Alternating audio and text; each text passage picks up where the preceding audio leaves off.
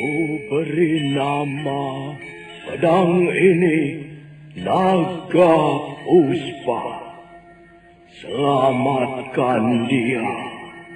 Jangan sampai jatuh ke tangan pendekar berwatak jahat.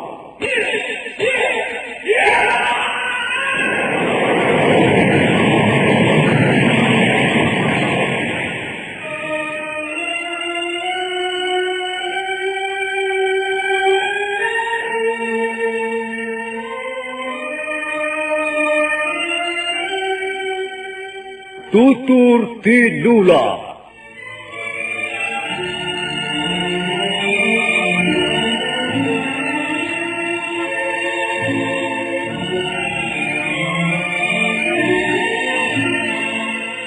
Sebuah sandiwara radio serial, produksi Sanggar Cerita dan Teater Sanggar Prativi. Sebuah kisah dengan latar belakang sejarah runtuhnya Singasari dan berdirinya Kerajaan Majapahit.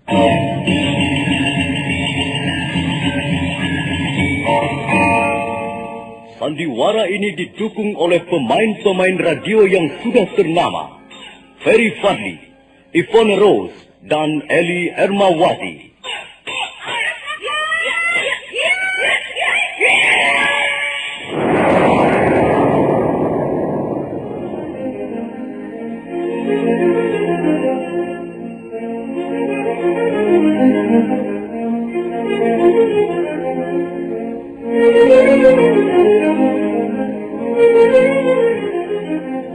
Cerita ini ditulis dan diolah oleh S. Tijab, hiasan musik dan sutradara J.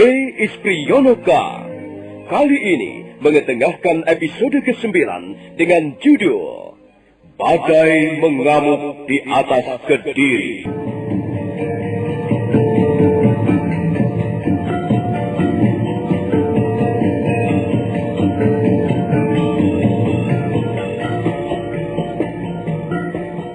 Dalam seri ke-265 ini, didukung oleh para pemain, Yvonne Rose sebagai Sakawuni, Peter Pan sebagai Banyak Kabut, Ferry Fadli sebagai Arya Kamandanu, Neni Haryoko sebagai Ayu Pupu, dan Asdi Suhastra pembawa cerita.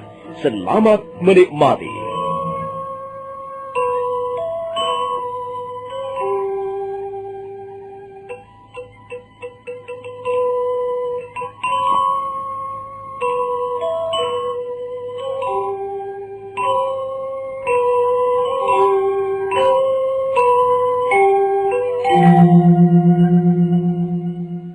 Sakawuni merasa sedih dan putus asa, dan hatinya semakin tambah teriris setiap kali memandang wajah Banyak Kabut ayahnya.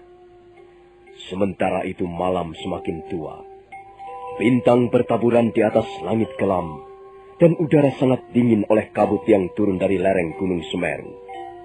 Banyak Kabut masih terbaring di serambi depan, ditunggui Arya Kamandanu.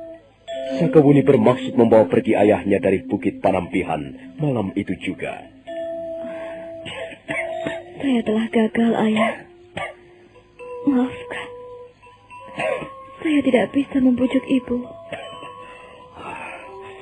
Sudahlah, Buni. Ayah dapat mengerti perasaan ibumu. Ayah memang tidak pantas dikasihani. Saya sangat menyesalkan sikap Ibu. Ya.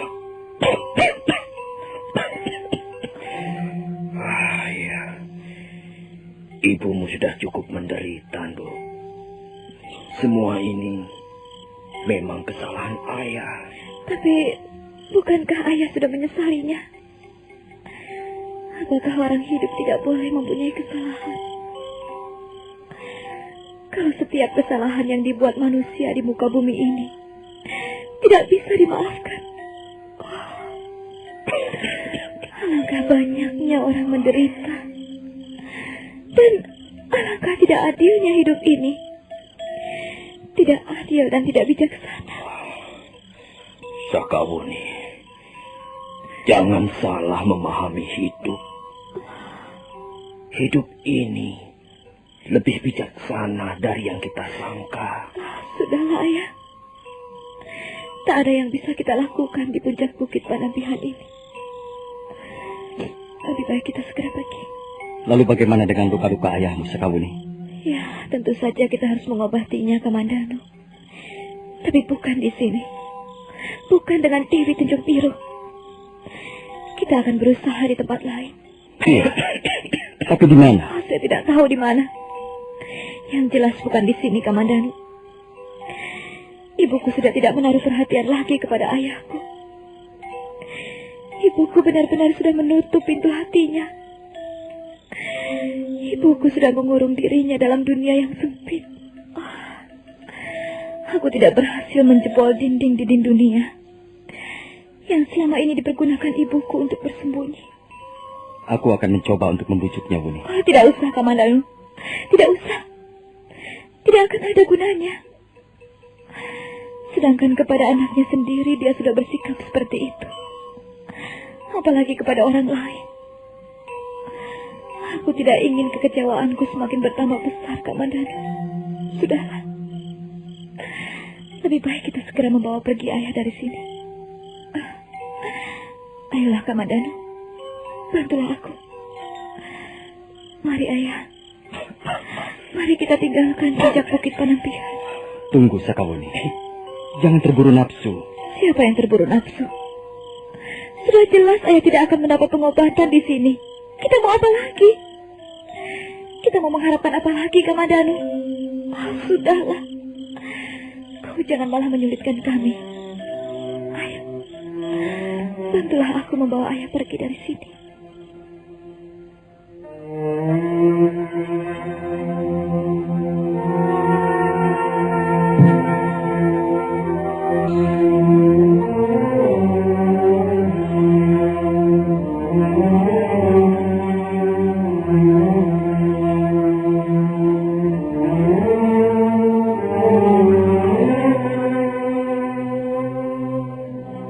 Sakawuni dengan dibantu Arya Kamandanu segera memapah banyak kabuk. Perlahan-lahan mereka turun dari serambi depan, kemudian melangkah ke halaman. Waktu itu cahaya semburat merah nampak di ufuk timur, bertanda fajar bakal menyingsing. Angin bertiup lembut. Sambil merasakan hatinya yang pedih bagaikan tercabik-cabik benda tajam, Sakawuni menuntun ayahnya dengan penuh kasih sayang. Tapi baru mereka melangkah kurang lebih 20 tindak, mendadak di hadapan mereka muncul sesosok tubuh wanita. Wanita itu berdiri tegak, diam, sama sekali tidak bergerak, bagaikan arca pualam. Kalian hendak kemana? Ayo, Kamandanu. Kita jangan menghiraukan siapa-siapa lagi. Kita tidak pantas untuk tinggal lebih lama di puncak Bukit Panampihan ini. Tempat ini milik seorang pertapa yang suci, yang mulus hatinya, tak pernah mengenal dosa. Kalau kita tidak segera pergi, kita hanya akan mengotori saja tempat ini. Ayo, Kamandanu. Mari, ayah. Sakawuni, tunggu dulu. Dewi Tunjung Biru, mengapa kau menghalang-halangi kami? Mengapa kau tidak meneruskan semedimu di Sanggar Pamujan? Supaya jiwamu berkilat-kilat seperti butiran-butiran mutiara. Jangan begitu, Wuni. Jangan berkata seperti itu kepada ibumu. Maafkan saya, Bu. Saya memang harus segera pergi membawa ayah dari sini. Puncak Bukit Panampihan tidak memberikan harapan apapun juga pada diri kami. Maafkan, Bu. Biarkan kami lewat. Tunggu, anakku. Tunggu dulu. Jangan pergi dulu. Raja, ibu mengaku bersalah. Sekarang ibu menyadari kekeliruan ibu. Maafkan ibu, Wuni. Terima kasih, Bu. Terima kasih. Namun begitu, ibu tidak bisa menahan kami di sini.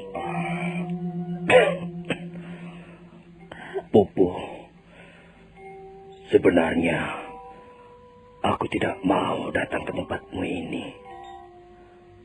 Bukan karena apa-apa. Aku malu, Popo. Aku merasa berdosa padamu. Aku merasa tidak mempunyai muka untuk menemuimu. Tapi Sakawuni telah memaksaku. Akhirnya aku datang juga ke tempatmu ini.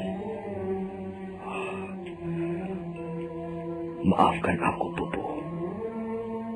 Maafkan kami. Kau berhak untuk menentukan sikapmu.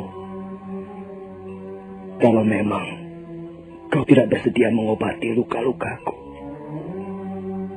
biarlah kami pergi ke tempat lain. Tidak, Kakang Banyak Kapuk. Kalian tidak usah pergi ke tempat lain. Biarlah aku yang akan mengobati luka-lukamu, Kakang. Pupu, aku malu, Pupu. Aku malu pada diriku sendiri. Lupakanlah masa lalu kita, Kakang Banyak Kapuk. Sekarang, marilah kita melihat ke depan demi Sakawuni. Jadi, kau sudi memaafkan aku, Pupu. Kau rela memberikan pengampunan padaku. Kakang Banyak Kapuk. Ayo, Pupu. Kakang Banyak Kapuk.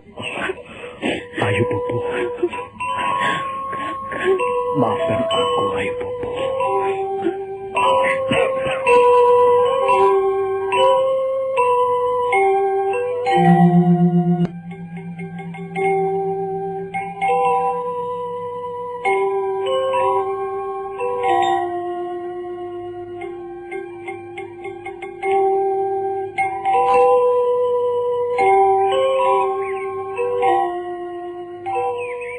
Pagi itu sangat cerah.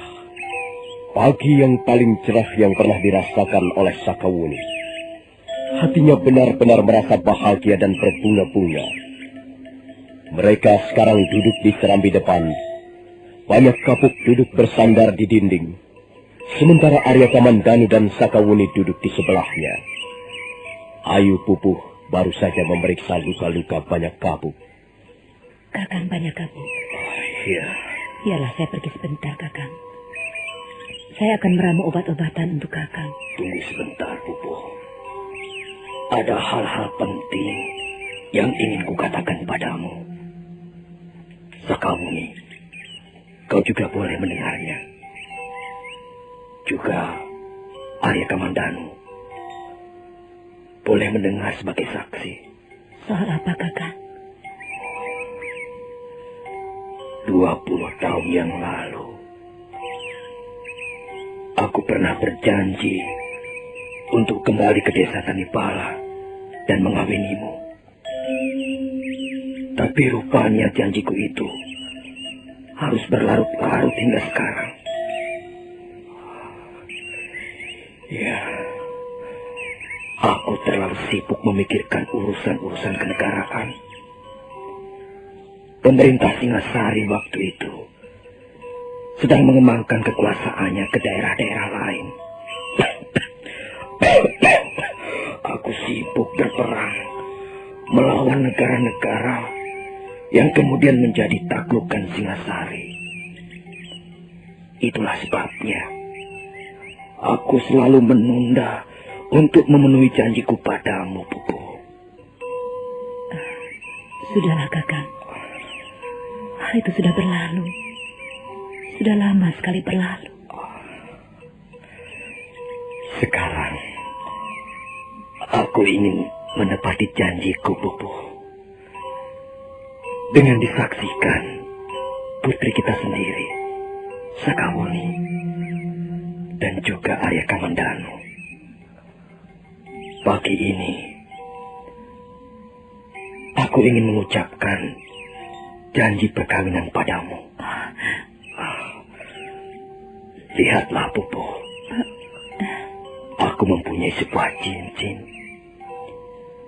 Cincin ini dulu adalah pemberian almarhum ibuku. Ibuku pernah berkata, sebelum beliau wafat, bahwa cincin ini hanya boleh kuberikan kepada seorang wanita yang telah resmi menjadi istriku. Nah, ayo Pupu, pagi ini aku melamarmu menjadi istriku. Kakang. Kakang banyak kapuk. Sudahlah. Apa artinya semua ini? Jawablah, Pupu. Maukah kau menjadi istri banyak kapuk? Jawablah. Jawablah dengan jujur. Kakang banyak kapuk. Selama hidupku, aku hanya mengenal seorang laki-laki. Dan laki-laki itu adalah kau, Kakang. Cintaku tidak pernah terbagi kepada siapapun juga. Cintaku hanya kuberikan seluruhnya kepadamu, Kakang. Baiklah, Kakang. Sekalipun hal ini sudah sangat terlambat, baiklah. Aku penuhi lamaranmu. Aku bersedia menjadi istrimu untuk selama-lamanya. Dalam sisa-sisa hidupku ini.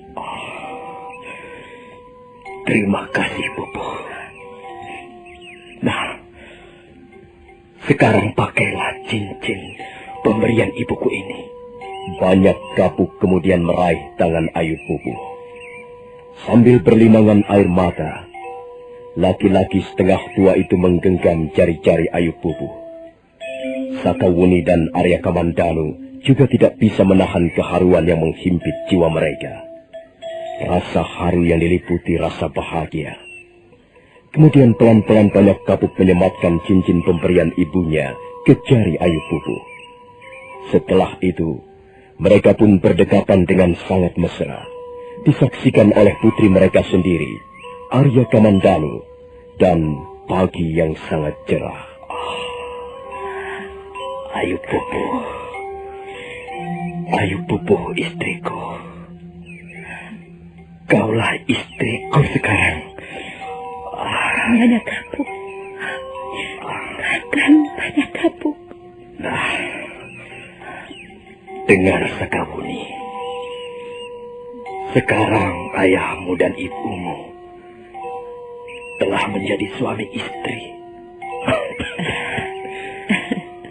Mudah-mudahan para dewa memberkati perkawinan kami.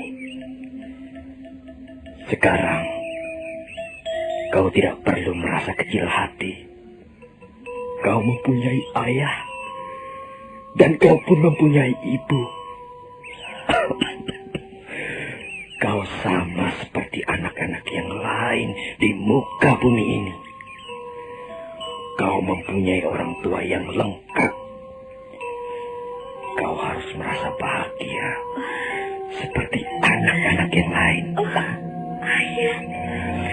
Ibu. Sakawuni.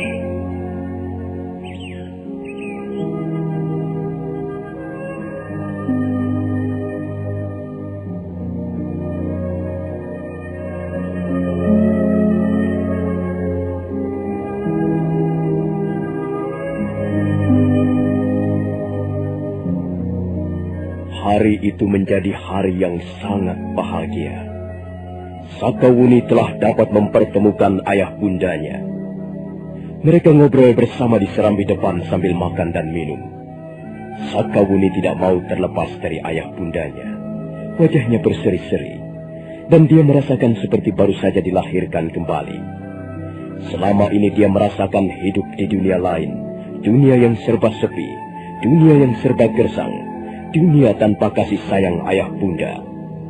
Mereka terus bercengkrama hingga malam tiba. Arya Kamandanu membantu mempersiapkan segala sesuatu untuk keperluan mereka.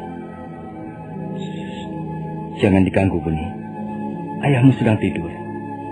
Mungkin dia terlalu lelah. Ayah banyak tertawa hari ini. Selama berkumpul dengan ayah, baru sekarang saya melihat ayah banyak sekali tertawa. Oh ya? Di mana ibumu? Entahlah, ibu mengurung diri di dalam biliknya. Katanya dia mau menyiapkan bunga tunjung biru untuk mengobati ayah. Mengapa ibumu masih belum juga mengobati ayahmu? Entahlah, Kamandanu. Ibu baru mengobati luka-luka ayah di bagian luarnya saja. Baiklah, Kau tunggu ayah Kamandanu. Aku akan menemui ibu dulu.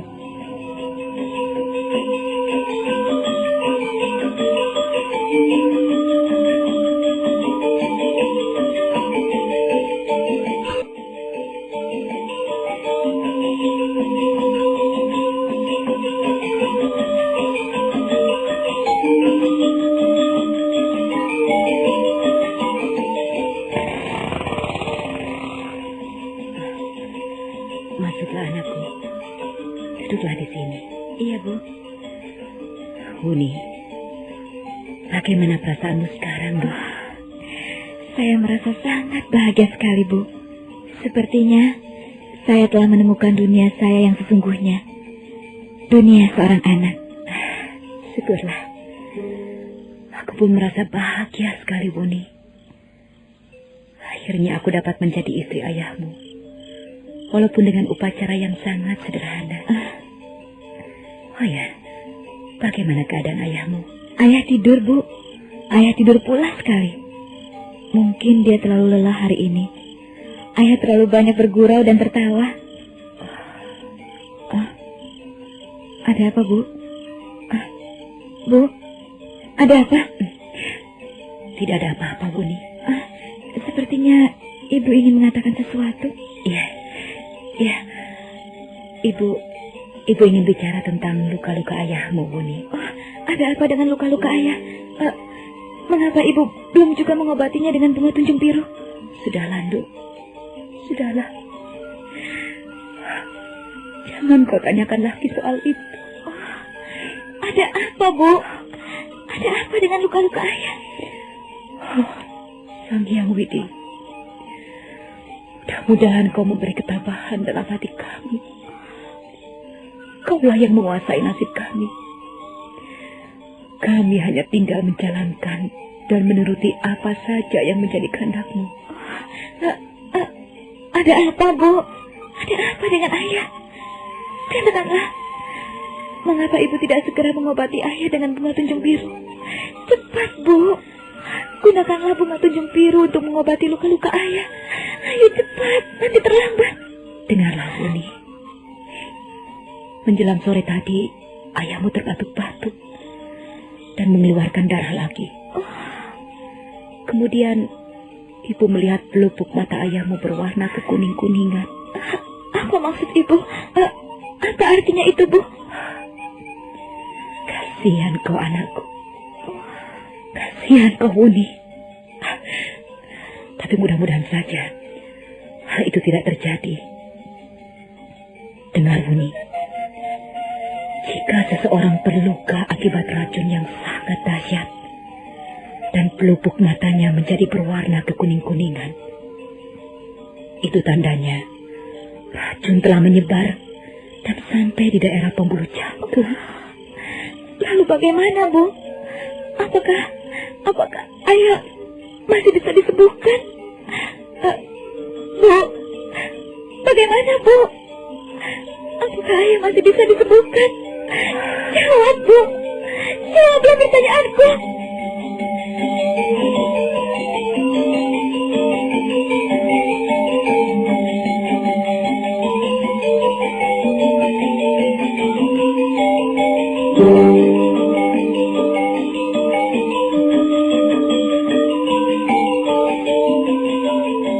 Ayu Pupuh tidak segera menjawab pertanyaan anak gadisnya. Sakawuni terus bertanya sambil mengguncang-guncang tubuh ibunya. Pandangan Ayu Pupuh menerawang jauh sekali. Nah, saudara pendengar, bagaimanakah kisah selanjutnya? Apakah Ayu Pupuh akhirnya dapat menyembuhkan banyak kabuk? Saudara pendengar, silahkan menunggu seri berikutnya. Sampai jumpa.